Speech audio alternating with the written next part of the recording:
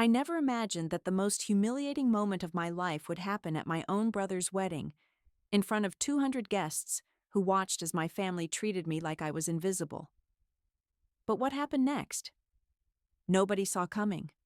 When my brother Derek stood up to give his speech and decided to publicly shame me for being a single mom who couldn't get her life together, the entire room erupted in laughter. My 6-year-old daughter Sophie looked up at me with confusion, asking why everyone was laughing at Mommy. I wanted to disappear. I wanted to grab Sophie and run.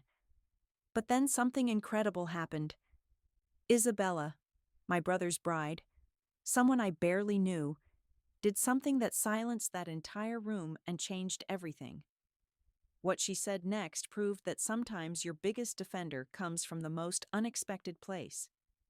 This is that story, and trust me, you need to hear what happened next. There I was, standing in the marble foyer of Magnolia Hills Estate, smoothing down Sophie's dress for the third time and trying to convince myself that this time would be different. The venue was breathtaking, all white columns and sprawling gardens, the kind of place that whispers old money and new possibilities. Crystal chandeliers caught the afternoon light streaming through floor-to-ceiling windows, and everything looked like it belonged in a magazine spread about perfect Southern weddings. Sophie tugged at my hand, her eyes wide as she took in the grandeur. "Mommy, is this where Uncle Derek lives?" she whispered, and I couldn't help but smile despite the knot in my stomach. "No, baby. This is just where he's getting married. It's fancy, isn't it?" She nodded solemnly, clutching her small bouquet of baby's breath that I'd bought at the grocery store that morning. "I'm Maya Sullivan, and if you're wondering why I sound nervous about my own brother's wedding, well, let me paint you a picture of my life. I'm 32, a freelance graphic designer living in a cramped 2-bedroom apartment in East Nashville with my daughter Sophie. While Derek built his tech empire and became the family golden boy, I've been cobbling together logo designs and website projects, hoping each month that I can make rent and keep Sophie in her art classes. See, our family has this hierarchy, and I've always been at the bottom. Derek graduated summa cum laude from Vanderbilt, launched his app development company at 25, and has been the subject of our mother Patricia's bragging ever since. Me? I dropped out of business school when I got pregnant with Sophie, much to everyone's horror and disappointment. The father disappeared before Sophie's first birthday, and suddenly I became the family cautionary tale. My mother Patricia has never let me forget it. Every family gathering includes some variation of, well, Maya's still figuring things out, or at least Derek knows how to make responsible choices. My father Robert usually just nods along, avoiding confrontation like it's a contagious disease. And my grandmother Dorothy? She's made it clear that having a child out of wedlock brought shame to the Sullivan name, as if we were living in 1952 instead of 2024. But Sophie changed everything for me. When I held her for the first time, with her tiny fingers wrapped around mine and her serious little face studying my own, I knew that every sacrifice would be worth it.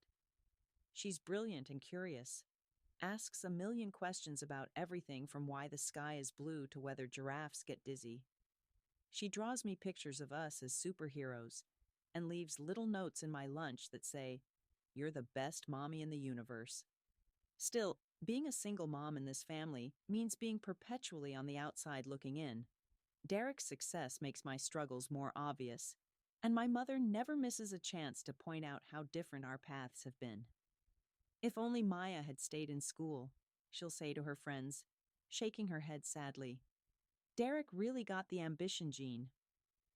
So when Derek's wedding invitation arrived, addressed only to me, with no +1 for Sophie until I called and asked, I almost didn't come. But something in me hoped that maybe, just maybe, this would be different.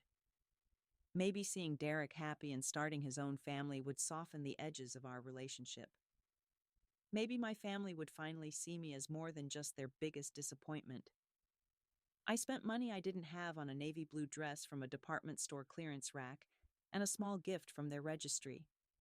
I did my own hair in the bathroom mirror, while Sophie practiced walking in her little white shoes, and I told myself that today was about celebrating Derek and his new wife Isabella, not about old wounds and family dynamics. Looking back now, standing in that beautiful foyer with Sophie's hand in mine, I can see how naive that hope was. I thought the worst thing that could happen was being ignored, relegated to polite small talk and awkward silences. I had no idea that humiliation could be served up as entertainment, or that sometimes salvation comes from the person you least expect to offer it. The thing about being the family disappointment is that everyone has a theory about where you went wrong. According to my mother Patricia, it started when I chose art classes over advanced math in high school. According to my grandmother Dorothy, it was when I pierced my ears twice instead of once. But the truth is, I was never built for the Sullivan family mold, and Derek fit it perfectly from day one. Growing up, Derek was the kid who organized his toys by color and kept a detailed calendar of his homework assignments.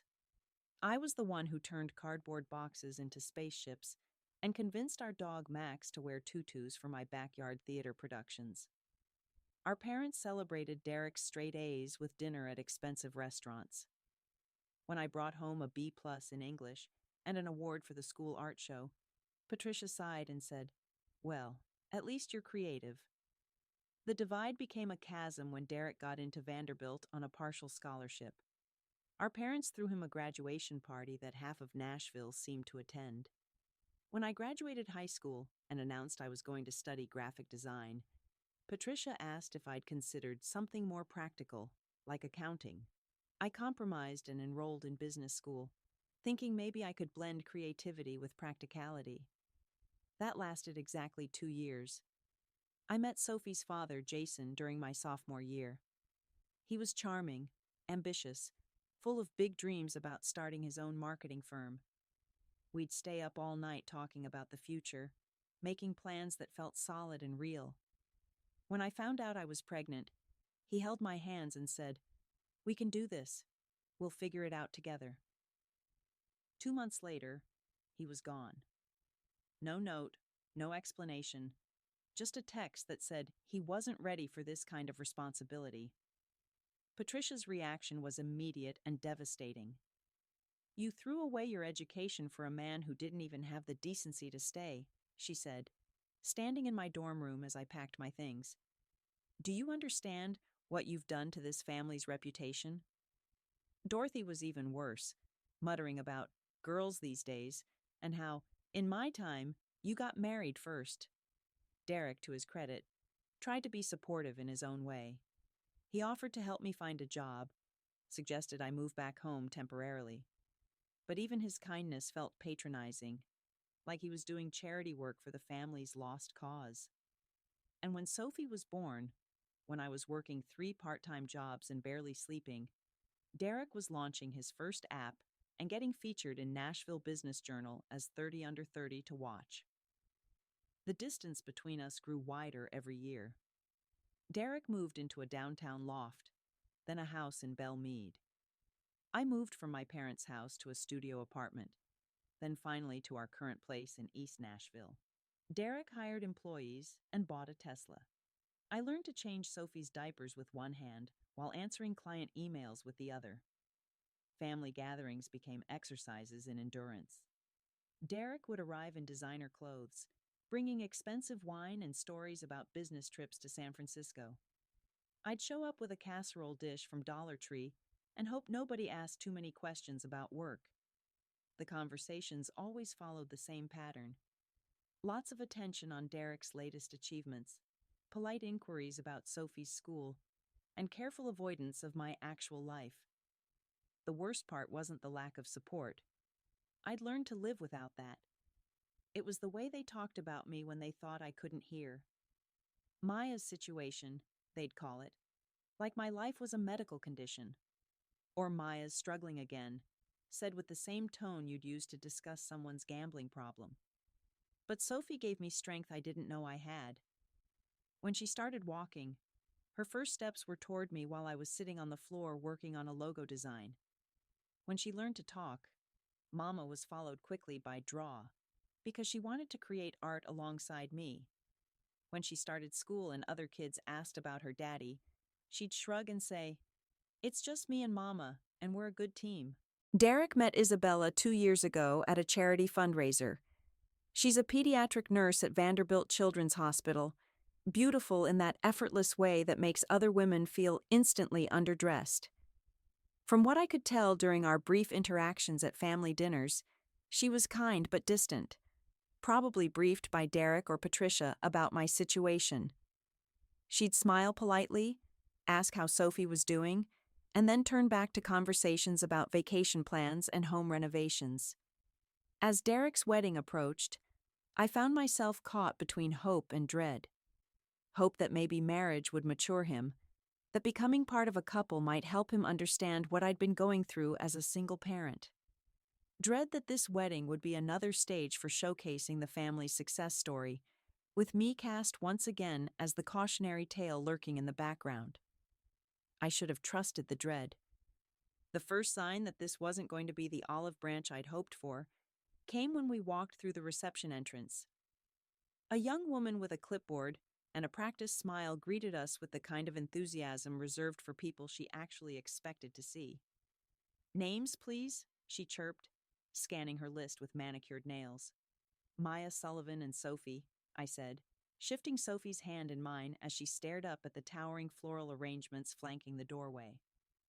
The woman's finger traced down the list once, twice, then a third time with visible confusion. "Sullivan, Sullivan. Oh." Her voice brightened with forced cheer. "Maya Sullivan, table 15. And this must be Sophie." She glanced down at my daughter with a smile that didn't quite reach her eyes. "How lovely. Table 15. I didn't need to look at the seating chart to know that meant we were being placed as far from the head table as physically possible, while still technically being inside the same room. Sophie didn't understand the geography of wedding politics, thankfully. She was too busy marveling at the ice sculpture of two swans that dominated the entrance table. "Mommy, look! They're dancing," she whispered, tugging at my dress. "They're beautiful, baby," I whispered back, trying to keep my voice steady as I guided us toward our assigned exile. The cocktail hour was already in full swing on the terrace overlooking the vineyard. Guests clustered in small groups, champagne glasses catching the golden hour light, everyone looking like they'd stepped out of a Southern Living magazine. I recognized most of the faces: family friends, Derek's business associates, college buddies who'd all somehow maintained their success trajectories while I'd been learning to function on 4 hours of sleep. "Maya!" I turned to see my cousin Jennifer approaching with her husband Mark, both looking polished and comfortable, in that way people do when they belong exactly where they are. "You made it!" Jennifer's hug was warm but brief, the kind that says, "I'm happy to see you," without committing to an actual conversation. "And this must be Sophie. My goodness, she's gotten so big." Sophie smiled shyly and pressed closer to my leg. She wasn't used to big crowds or formal events, and I could feel her nervous energy building. "The venue is incredible, isn't it?" Mark added, gesturing toward the sprawling grounds. "Derek really outdid himself." "Isabella's family chose it, actually," Jennifer corrected. "Her father knows the owner. They got married here last spring. You remember the Mitchell wedding we went to?" Of course. Even the venue selection wasn't Derek's achievement, but somehow he'd still get credit for it in the family narrative. "Where are you sitting?" Jennifer asked, and I could tell she was trying to be polite rather than genuinely curious. "Table 15, I said, hoping my voice sounded more casual than I felt. A brief flicker of something, surprise, pity, crossed Jennifer's face before she recovered. "Oh, that's nice. Good view of the gardens, I'm sure." "Right, the gardens. Because God forbid I have a view of the actual ceremony I'd been invited to witness." Patricia's voice cut through the crowd before I could respond. "Jennifer, Mark, come meet the Washingtons. They just moved here from Charleston, and they're looking for a good financial advisor." Jennifer shot me an apologetic look that we both knew was more relief than regret. "We should, but let's catch up later, okay?" They disappeared into the crowd, leaving Sophie and me standing by ourselves near a table of elaborate hors d'oeuvres that probably cost more than my monthly grocery budget. Sophie reached for a small sandwich, and I gently guided her hand away. "Those are for the grown-ups right now, sweetheart. We'll eat dinner soon." "But I'm hungry," she whispered, and I felt that familiar pang of guilt that comes with being the parent who has to say no to small things for reasons a 6-year-old shouldn't have to understand. "I know, baby. Let's find our seats, and maybe there are some crackers on the table." As we made our way through the crowd toward the dining area, I caught glimpses of Derek holding court near the bar, looking every inch the successful groom in his custom tuxedo. Isabella was beside him, radiant in her wedding dress, laughing at something one of his groomsmen had said. They looked perfect together, like they'd been designed by the same artist who'd created this flawless venue. I tried to catch Derek's eye as we passed, thinking maybe he'd wave us over, include us in the conversation for a moment. But he was deep in animated discussion about some business acquisition, and we might as well have been invisible. Table 15 was exactly where I'd expected it to be, tucked in a corner near the service entrance, with a partial view of the head table if you craned your neck around a decorative column. The other seats were filled with people I didn't recognize, probably distant relatives or plus ones who'd also been relegated to wedding Siberia. Sophie climbed into her chair and looked around with wide eyes. "This is fancy, Mommy." "Yes, it is," I agreed, straightening her napkin and trying to project more confidence than I felt. Uncle Derek wanted everything to be special for his wedding day. What I didn't say was that apparently, we weren't considered part of that special everything. Dinner service began with the kind of choreographed precision that only comes with expensive wedding planners and unlimited budgets.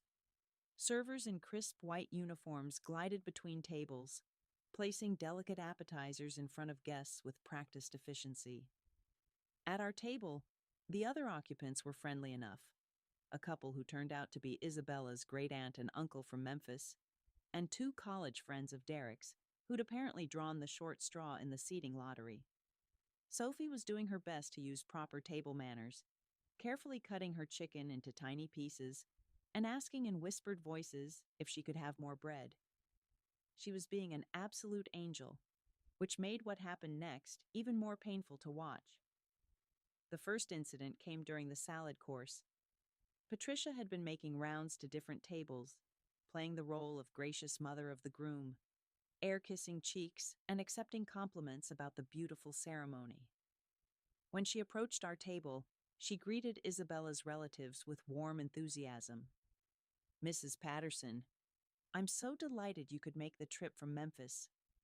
Isabella speaks of you so fondly."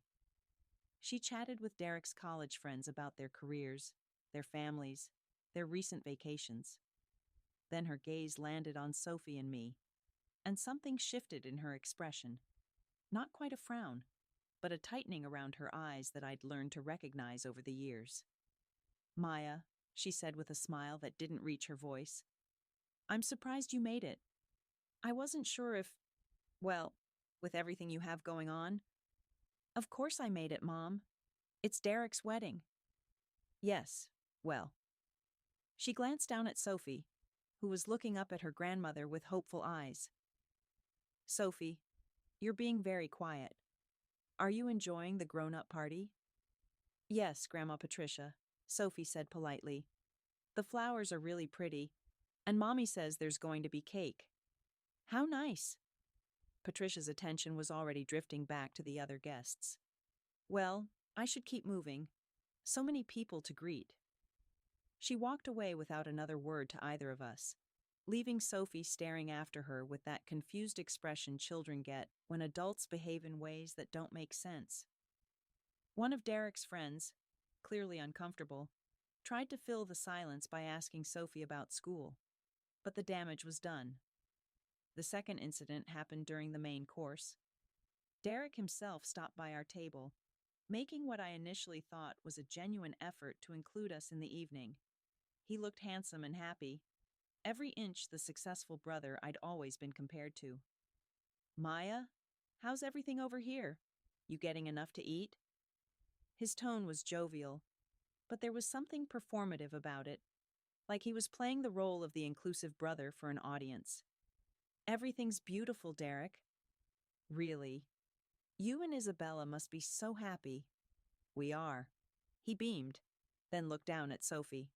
And how about you, kiddo? Having fun at Uncle Derek's fancy party?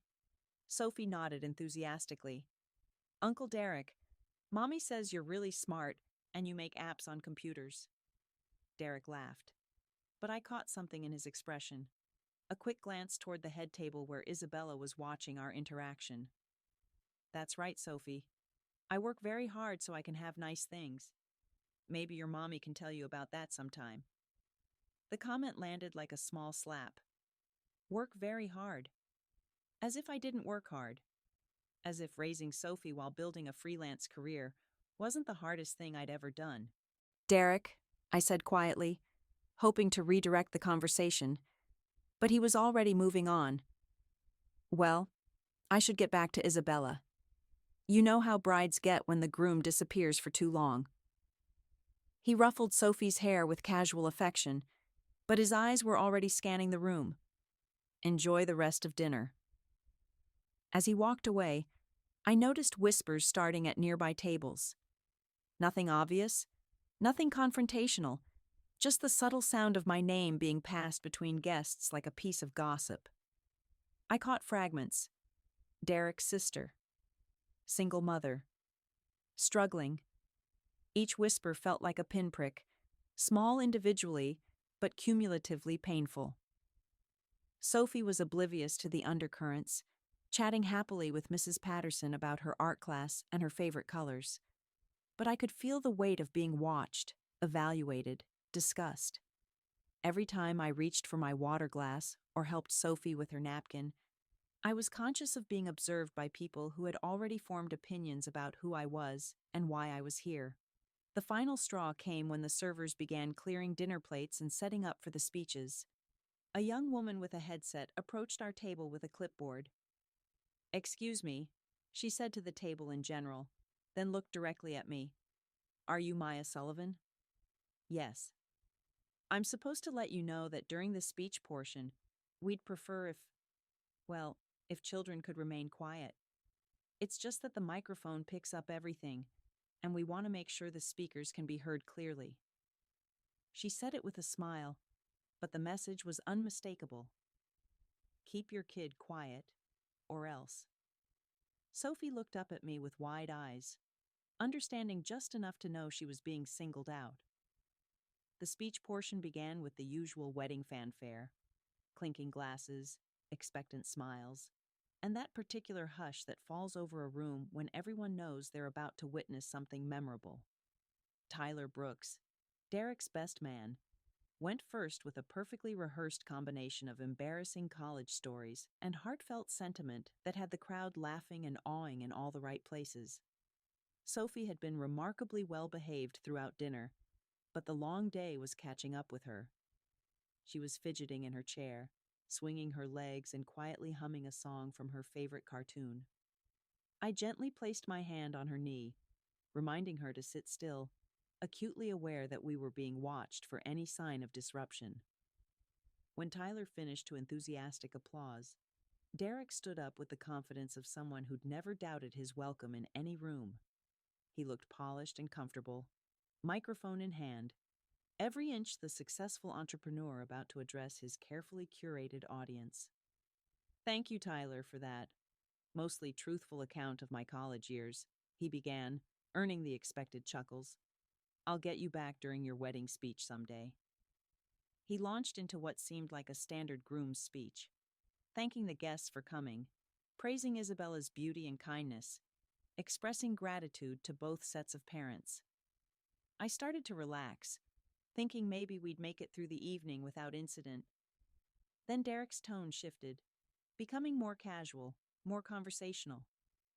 You know, Isabella and I have talked a lot about family during our engagement, about what it means to build a life together, to make responsible choices, to create something lasting and meaningful. He paused, scanning the room with practiced timing. Isabella comes from a family where everyone really has their act together. Her parents have been married 35 years. Her sister Carmen is a successful attorney. Her brother just finished medical school. It's honestly a little intimidating. Polite laughter rippled through the crowd. I felt a familiar knot forming in my stomach. And then there's my family, Derek continued, his smile widening. We're a mixed bag, aren't we? He gestured toward our parents' table, where Patricia was beaming with pride and Robert was nodding approvingly. My parents taught me the value of hard work and education. They showed me that success comes from making smart decisions and following through on your commitments. Another pause. Another scan of the room. His eyes found mine across the sea of round tables. Of course, not everyone in the family took that lesson to heart quite the same way. The room grew quieter. I could feel my face getting hot. My sister Maya is here tonight with her daughter Sophie. He gestured toward our table, and suddenly every head in the room turned toward us. Maya's had a different path than the rest of us. She's what you might call a cautionary tale about the importance of finishing what you start. A few uncomfortable chuckles from the audience. Sophie looked up at me, confused by the sudden attention. Maya dropped out of college when she was 20 to chase after some guy who, surprise, surprise, didn't stick around. Derek's voice carried easily across the silent room. Since then, she's been, well, let's call it finding herself, for the past 12 years. The laughter was louder now, crueler. I felt like I was underwater, like the sound was reaching me through some thick, distorting medium. Don't get me wrong, Derek continued, playing to the crowd like a seasoned performer. Single motherhood is noble and all that. But there's something to be said for making choices that don't require everyone else to pick up the pieces. Patricia's voice cut through the laughter from her table. Well, someone had to be the family example of what not to do. The room erupted. People were actually clapping now, like this was a comedy show instead of a wedding speech. I looked around desperately for one sympathetic face, one person who might see how wrong this was, but found only amused smiles and knowing looks. Sophie tugged at my sleeve. Mommy, why is everyone laughing? What did Uncle Derek say about us? I couldn't answer her. I couldn't breathe. My hands were shaking so badly, I had to grip the edge of the table to steady myself. Derek was still going. The point is, Isabella, you're getting the Sullivan who learned from watching someone else's mistakes. You're getting the brother who stayed in school, who built a business, who waited to have children until he could actually provide for them properly. More applause. Someone at a nearby table raised their glass in a mock toast. So here's to making smart choices, Derek concluded, lifting his champagne flute. Here's to commitment, responsibility, and not becoming a burden on the people who love you. The crowd rose to their feet in enthusiastic applause. Glasses clinked throughout the room. And Sophie, my beautiful, innocent 6-year-old daughter, looked up at me with tears forming in her eyes and whispered, Mommy, are we bad people? That's when I knew I couldn't stay silent anymore. I stood up slowly, my legs trembling beneath me, not because I had planned what to do next, but because I couldn't sit there for one more second, listening to my daughter ask if we were bad people. The applause was still thundering around us, guests raising their glasses and laughing like Derek had just delivered the comedy performance of the century. Sophie's small hand found mine, and I squeezed it gently, trying to project a calm I absolutely didn't feel. I was gathering the courage to simply walk out with whatever dignity I had left when I heard the sharp scrape of a chair being pushed back. But it wasn't my chair. Isabella stood up at the head table. She didn't move quickly or dramatically. She simply rose from her seat with the kind of deliberate grace that instantly commanded attention. The laughter began to fade as people noticed the bride was on her feet, looking out over the crowd with an expression that was decidedly not celebratory. Derek, still glowing from his performance, turned toward his new wife with the expectant smile of someone waiting for applause. "Isabella, baby, did you want to—" "Give me the microphone, Derek." Her voice was quiet, but it carried across the room with unmistakable authority. There was something in her tone that made the remaining chuckles die completely. Derek's smile faltered. "What? Izzy, we didn't plan for you to—" "The microphone. Now." The room had gone dead silent. Even the servers had stopped moving, sensing that something was shifting in a way that had nothing to do with the planned program. Derek hesitated for a moment, then handed over the microphone with a confused laugh. "Ladies and gentlemen, apparently my wife has something to add." Isabella took the microphone and stepped away from him, moving to the front of the head table where she could see the entire room clearly. When she spoke, her voice was steady and clear. "I need to say something, and I need everyone to listen carefully." She paused, letting her words settle over the crowd like a blanket. "I've been a pediatric nurse for 6 years. In that time, I've seen thousands of families. I've seen parents who have everything and fail their children completely. And I've seen single mothers who work 3 jobs and still show up to every school play, every doctor's appointment, every moment that matters." Derek started to move toward her, but she held up a hand that stopped him cold. What I just witnessed was not humor. It was not family teasing. It was cruelty, and I will not stand here in my wedding dress and pretend otherwise. A gasp rippled through the crowd. Patricia's face had gone pale. Robert was staring at his plate like he wished he could disappear into it. Isabella's eyes found mine across the room. "Maya, would you and Sophie please stand up?" I felt like I was moving in slow motion as I helped Sophie to her feet. My daughter pressed close to my side, still confused but sensing that something important was happening. "This woman," Isabella continued, gesturing toward us, "came to celebrate her brother's wedding. She brought her beautiful daughter, dressed them both up, and sat quietly in the back row, because that's where she was told to sit.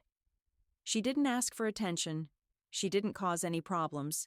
She just showed up to support her family." The silence was so complete I could hear my own heartbeat. And in return, her own brother used her as entertainment. He mocked her struggles, dismissed her choices, and did it all in front of her 6-year-old daughter. Isabella turned to face Derek directly. "You want to talk about responsibility? About making smart choices? The woman you just humiliated is raising a child on her own while building a career.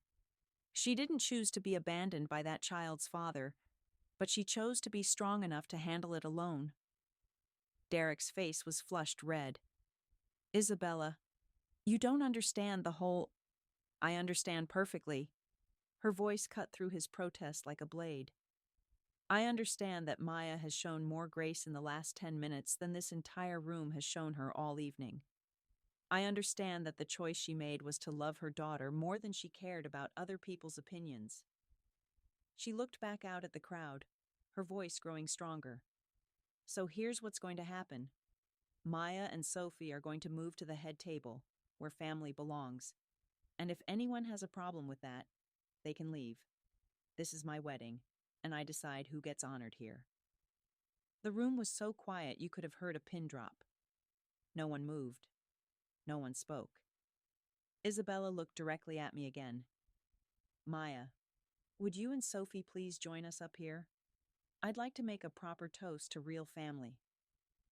For the first time all evening, someone was standing up for us. And it was the last person I ever expected.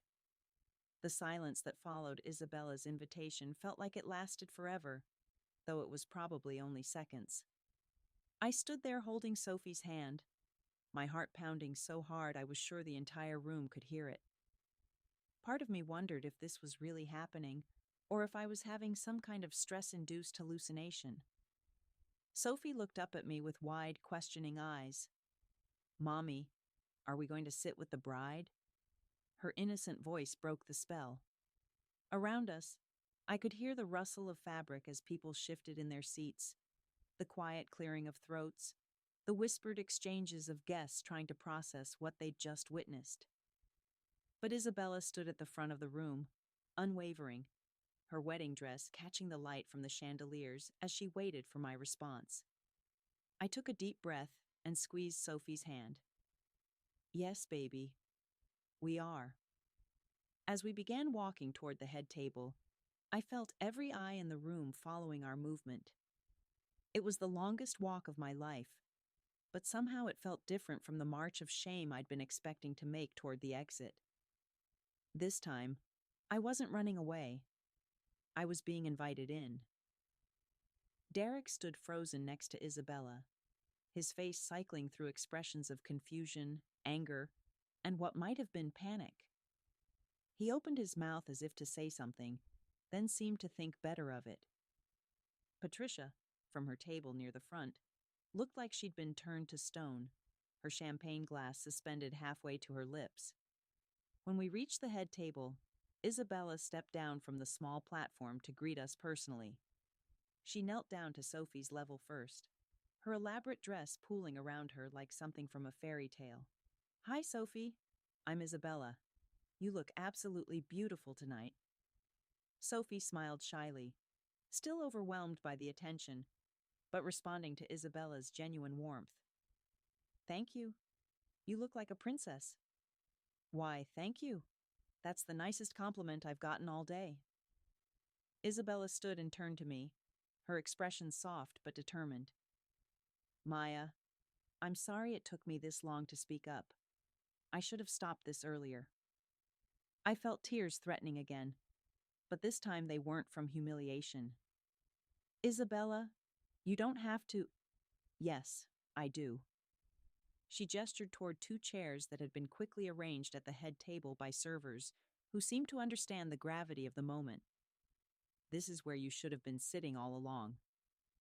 As we took our seats, I could see the reactions rippling through the crowd. Some guests looked uncomfortable. Others seemed genuinely moved by what they'd witnessed. Isabella's family members were nodding approvingly, while several of Derek's friends appeared to be studying their dessert plates with sudden fascination. Carmen, Isabella's maid of honor, leaned over and whispered something to her sister that made Isabella smile. Then Carmen raised her glass toward us in a small private toast that somehow felt more meaningful than all the previous applause combined. Derek finally found his voice, though it came out strained and uncertain. Isabella, sweetheart, maybe we should... Derek. Isabella's voice was calm but firm as she turned to face her new husband. Right now, you have a choice. You can spend the rest of our wedding evening apologizing to your sister and trying to make this right, or you can keep trying to justify what just happened. But I need you to understand that how you handle the next few minutes is going to tell me a lot about the man I just married. The weight of her words settled over the head table like a heavy blanket. Derek looked around at the faces watching him. His bride, his sister, his niece, the room full of guests who were witnessing this unprecedented wedding drama. His carefully constructed image of the successful, charming groom was cracking under the pressure. Sophie, oblivious to the adult tension swirling around her, was examining the elaborate centerpiece with fascination. Mommy, look at all the flowers. There are so many different kinds. Her simple observation somehow cut through the tension. I watched as Derek's expression softened slightly as he looked at his niece, really looked at her, perhaps for the first time all evening. Yeah, kiddo, he said quietly. Isabella picked them out. She has good taste. It wasn't an apology, but it was something. A crack in the wall he'd built around his perfect wedding narrative. Isabella picked up her champagne glass and stood again, commanding the room's attention one more time. I'd like to make that toast now, she announced. To family. Real family. The kind that shows up, that supports each other, and that knows the difference between love and cruelty. She looked directly at me as she raised her glass. To Maya, for her strength, her grace, and for raising such a beautiful daughter. And to Sophie, for reminding us all what innocence looks like in a room full of adults who forgot how to be kind. The toast that followed wasn't unanimous, but it was sincere. 6 months later, I'm sitting in my small East Nashville apartment, watching Sophie practice her lines for the school play. And I realized that night at Derek's wedding changed everything. Not in the dramatic, life-overturning way you see in movies, but in the quiet, fundamental way that real transformation actually happens. The immediate aftermath was exactly what you'd expect. Derek and Isabella's marriage lasted exactly 3 weeks. Not because of what happened at the wedding, though I'm sure that didn't help, but because Isabella discovered that the man who could publicly humiliate his own sister wasn't someone she could trust with her heart. The divorce was quick and quiet, handled by expensive lawyers who specialized in making problems disappear. Derek tried to reach out to me twice after Isabella left. The first time was a text message. "Maya, we should talk about what happened." I deleted it without responding. The second was a phone call that I let go to voicemail. His message was rambling, full of justifications and half apologies that never quite took responsibility for what he'd done. I deleted that too. Patricia called once, not to apologize, but to tell me that I had embarrassed the family by accepting Isabella's invitation to the head table. "You should have declined gracefully," she said. "You made a spectacle."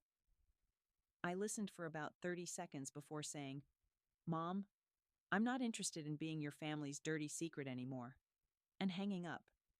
It was the last conversation we've had. But the most important change wasn't about them. It was about me. Sophie and I started going to therapy together, something I probably should have done years ago but never thought I could afford. Dr. Martinez, a kind woman who specializes in single-parent families, helped me understand that I'd been carrying shame that was never mine to begin with. She helped Sophie process what she'd witnessed that night, giving her words for feelings she was too young to articulate on her own. "Why did Uncle Derek say those things about us?" Sophie asked during one of our sessions. "Sometimes people say mean things when they're feeling bad about themselves," Dr. Martinez explained. "It doesn't make it okay, but it helps us understand that their words are about them, not about you or your mama." Sophie thought about this seriously, then said, "So Uncle Derek was feeling bad about himself?" "Probably, yes." "Then I feel sorry for him. Mama and I don't feel bad about ourselves. We like our life." Out of the mouths of babes. My work started picking up too, though I'm not sure if that was coincidence or confidence. When you stop apologizing for taking up space, people notice. I landed a contract with a local nonprofit that led to 3 more projects. I raised my rates for the first time in 2 years. I started saying no to clients who didn't value my time. Sophie thrived in ways I hadn't expected. She became more assertive at school, more confident in her own voice. When a classmate made fun of her secondhand backpack, she didn't shrink away like she might have before. Instead, she said, "My mama bought this for me, and she works really hard for our money." I think it's perfect. Her teacher later told me it was one of the most mature responses she'd ever heard from a 6-year-old. Isabella reached out about a month after her divorce was finalized. We met for coffee at a small cafe in my neighborhood, both of us nervous and unsure what to say. "I want you to know," she said, stirring sugar into her latte, "that standing up that night wasn't about Derek. It was about what was right." "Why did you do it?" I asked. "You barely knew me." She was quiet for a long moment. "My mom raised my siblings and me alone after my dad left when I was 10. I watched her work herself to exhaustion trying to prove she was enough. I watched people judge her for choices she didn't make. And I swore that if I ever had the chance to stand up for someone in that position, I would. We've become friends since then. Real friends. She comes over for dinner sometimes, helps Sophie with her homework, listens to my work frustrations over wine after Sophie's in bed. She's the sister I never had, found in the most unexpected place. Looking back, that night taught me something I wish I'd learned years earlier. Your worth isn't determined by other people's opinions, but by how you respond when those opinions try to define you. I spent so many years shrinking, apologizing for my existence, trying to make myself small enough that maybe my family would finally accept me. But Sophie was watching. She was learning from my example what it meant to be a woman in the world. And I realized that teaching her to stand tall was more important than teaching her to stay quiet. So this is for anyone who's ever been made to feel like their struggles make them less worthy of love and respect. Your story matters. Your strength matters. And sometimes, when you least expect it, someone will see your worth and refuse to let others diminish it. You don't need permission to take up space. You just need to remember that you deserve to be there.